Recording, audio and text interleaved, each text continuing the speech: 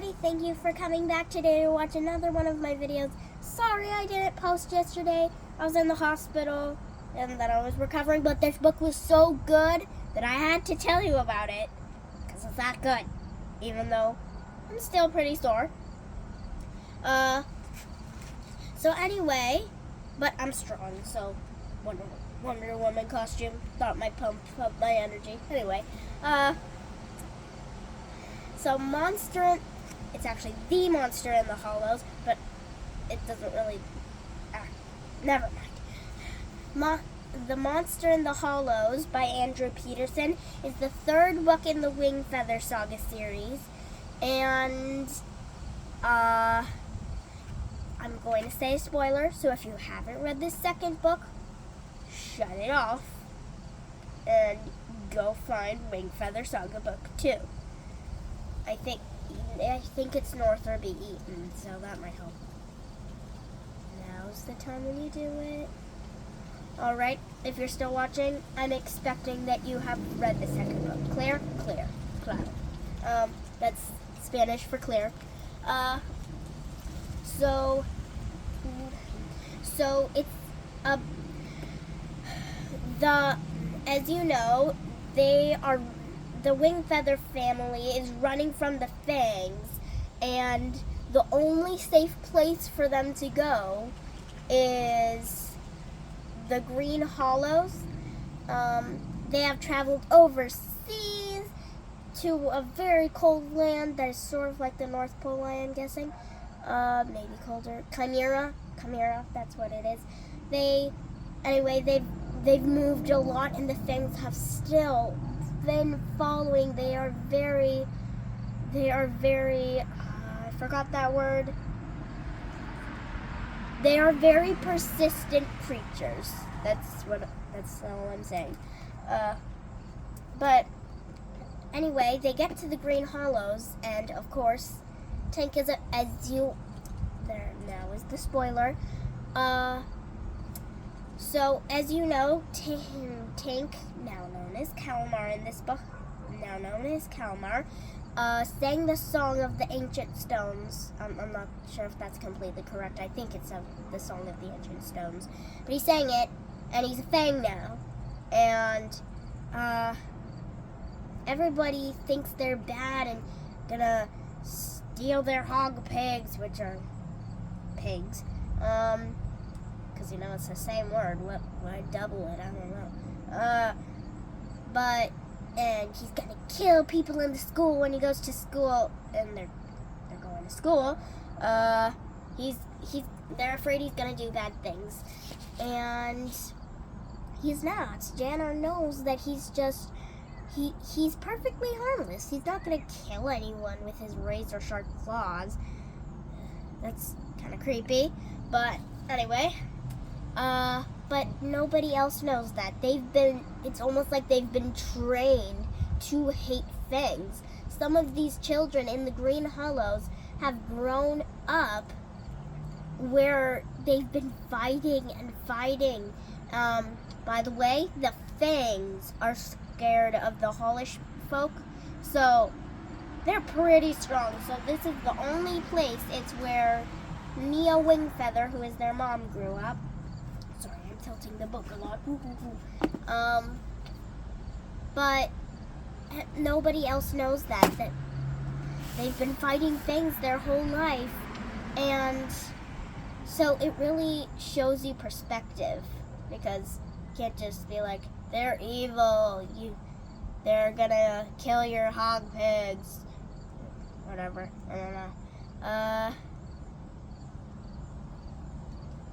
So my favorite part was probably,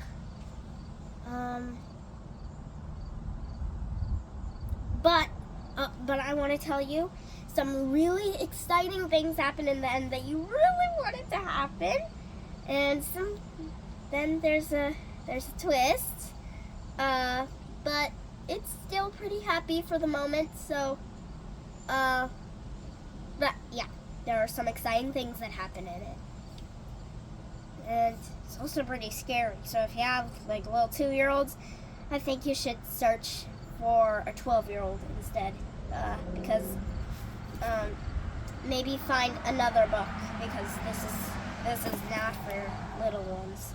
I mean, Anna likes it, who is my younger sister, but she's older than 2 years old, so she's actually 6. But so anyway, my favorite part was when it's in the end, and it's at the sad part, which you're going to find out. But I really liked it, and it was sweet, and the someone talked to Tink, and it was very helpful and loving, and I thought it was very sweet, and that was my probably favorite part. I actually had 2 favorite parts, because another favorite part is in the beginning, where Janner was just so happy at one point that there was one point where I think he said, like, he loved Tink so much that his wounds didn't hurt at all or something, because in the last book he jumped in the water, freezing cold water, and Tink bit him and scratched him because he was not himself. Perspective. But and now he's saying, like, I love my brother so much, it does not matter. And it doesn't. Because that's really sweet. So yeah. I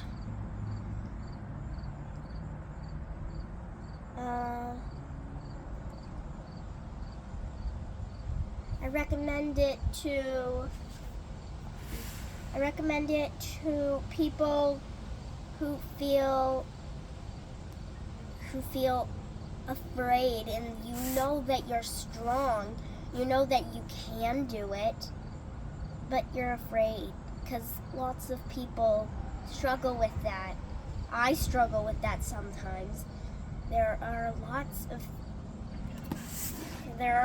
of times in life where we know how to do it, but we're still scared, and this was a good reminder that you can do it. Sorry. Sick. So there's sneakery and betrayal, and there's fighting, so also recommended for boys. But I loved it too, so don't be offended, girls or ladies. I don't know. My mom loved it. I loved it. My whole all the people who read it loved it. That I know who read it. And you will too. Go to your library right now. I will be very mad at you, or you will be very mad at yourself, because this is one of my favorite series, and this is like my favorite series. Well, one of them, but it's definitely up higher. So read it. You're missing out on a lot if you don't read it.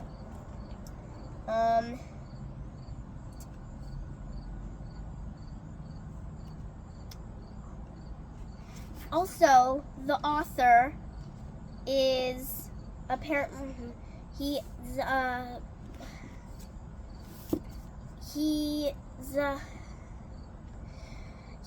writes songs, and he also writes Christian stories.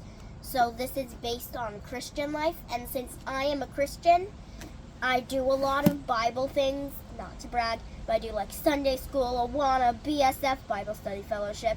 I used to do kids choir, which was in the church. So yeah, I do a lot of church things. Not the choir now, because it was canceled this year, but let's not talk about that. We're talking about books, singing. Oh, I love singing. But I'm realizing a lot of stuff in this book that I learned, and it kind of feels like a hug. It's making me feel all warm inside, which it sort of is like a hug. Sorry, very, very annoying. Sorry, but okay, much better. That was very annoying. But they Ooh, sorry, I forgot where I was. Right, but I'm saying a lot of things that it is sort of like a warm hug, because Jesus is like wrapping around you in the story. The author is almost like trying to get you to realize things, and I love how they always talk to God as the maker, because he is. If I'm outside right now, if you look at the tree over there, which you can't see, but he made everything. He even made people. So he has a whole book of instructions.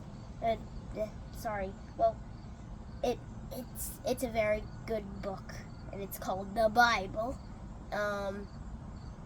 And that's definitely one of my favorite books. But anyway, it just relates to so many things in the Bible that just makes me feel happy. Makes me feel warm inside.